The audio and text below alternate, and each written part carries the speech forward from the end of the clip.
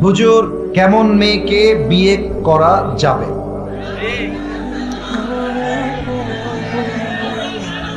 কেমন মেয়েকে বিয়ে করা যাবে, এটা মনে হয় প্রত্যেকটা যুবকের কলিজার প্রশ্ন। যুবক ভাইরা, আচ্ছা দেখো, আমি যে কথাগুলো আজকে বলবো, maybe I have never spoken like this before. আমি হয়তো বা আগে এরকম কথা বলেছি কিনা আমার মনে পড়ছে না। প্রথম কথা, দেখো প্রিয় ভাইরা, বিয়ে তুমি এই নিয়তে করবা। প্রথমে আগে কথা বোঝো, বিয়ে তুমি এই নিয়তে করবা না যে আমি একটা মেয়েকে দেখছি অনেক সুন্দরী, তার শারীরিক যে অ্যাট্রাকশন, তার যে চেহারা, তার যে ফিগার, বলতে লজ্জা পাচ্ছি আমি নিজেও, তবে বলছি বোঝাবার স্বার্থে। কারণ অনেক যুবক বিয়ের ক্ষেত্রে চরিত্রের চাইতে সৌন্দর্যকে দাম দেওয়ার চেষ্টা বেশি করে থাকে।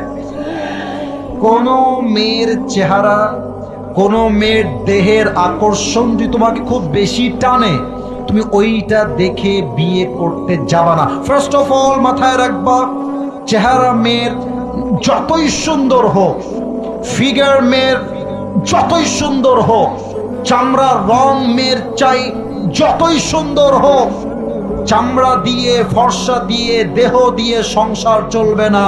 সংসার চলবে দিনদারিত্ব আর চরিত্রের মাধ্যমে। কোন মেয়েকে তার চেহারা দেখে পাগল হতে যাবা না। এবং মনে রাখবা, हर चीज जो बज़ाहिर अच्छा लगता है वो बातिन में अच्छा नहीं भी हो सकता है। মনে রাখবেন, চকচক করলেই কিন্তু শোনা হয় না। অনেক মেয়ে দেখলেই মনে হবে রাজরানী, বিয়ে করে নিয়ে আসবা, দেখবা এ তো রাজরানী নয়, এ তো কালনাগিরি বিয়ে করে বাসায় নিয়ে আসছে। প্রথম কথা, বাহ্যিক রূপ নয়, প্রথম চ্যাপ্টার আসবে চরিত্রের চ্যাপ্টার। দুই নাম্বার, এটা আমার মুরব্বীরা খুব ভালো বুঝবে, মেয়ের বংশ দেখবা। মেয়ের বংশ দেখবা, বাবা কি করে, মেয়ের মা কি করে, মেয়ের মা কি আদৌ পর্দাশীল কিনা, মেয়ের মা কেমন নামাজ কালাম পড়ে, মেয়ের মায়ের ব্যাপারে এলাকার লোকজন কি বলে, মেয়ের বাবাকে নিয়ে এলাকার লোকজন কি বলে, মেয়ের ভাই কেমন, মেয়ের বংশ কেমন, তাদের ফ্যামিলি স্ট্যাটাস, মর্যাদা কেমন। মনে রাখবা, বাপ যদি ভালো হয়, মাও যদি ভালো হয়, সাধারণ নিয়ম অনুযায়ী মেয়েও কিন্তু ভালোই হয়। আর দুই একটা খারাপ হয়, আমি অস্বীকার করছি না, তবে ওইটা মাইনাস। আমার কথা হচ্ছে, যেই মেয়ের মাই চরিত্রহীন, সেই মেয়ে চরিত্রবান হবে কেমন করে?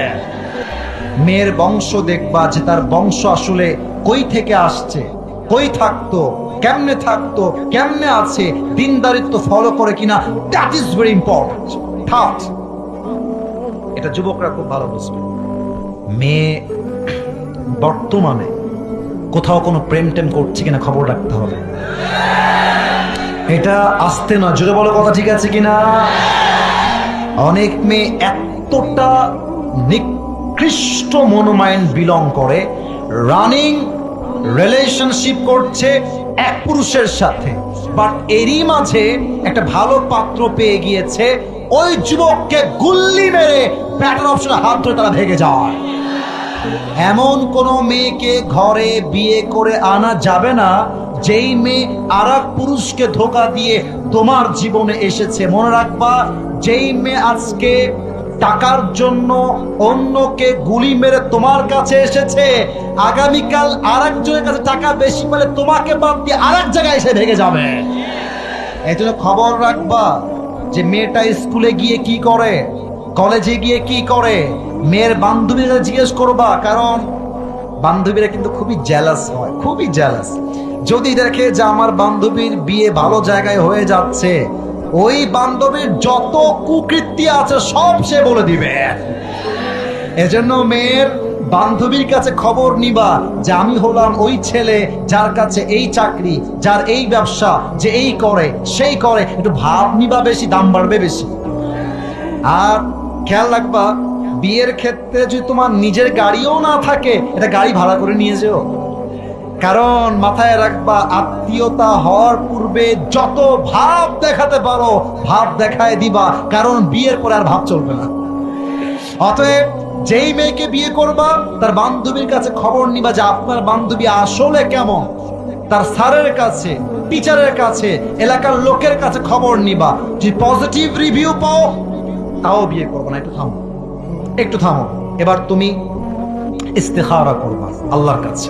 ইস্তেখারা করে চিন্তা করবা যে আসলেই কি এই মেয়েটা আমার জন্য পারফেক্ট হবে কিনা, আসলেই কি এই মেয়েটা আমার সন্তানের মা হিসেবে পারফেক্ট হবে কিনা। তোমার মন যদি তোমাকে বলে যে ঠিক আছে এই মেয়েটাকে মোটামুটি বিয়ে করা যায়, টেক আ রিস্ক, রিস্ক নিয়ে নাও, জো হোগা দেখা যায়গা। মাথায় রাখবা পুরুষ মানুষের বিয়ে করতে কোনো ভয় নাই, প্রথম বিয়ে করবা ভালো মনে, যদি ভালো হয় ভালো হলো, শাদি মুবারক। আর যদি বউ খারাপ হয়, নেক্সট শাদি মুবারক।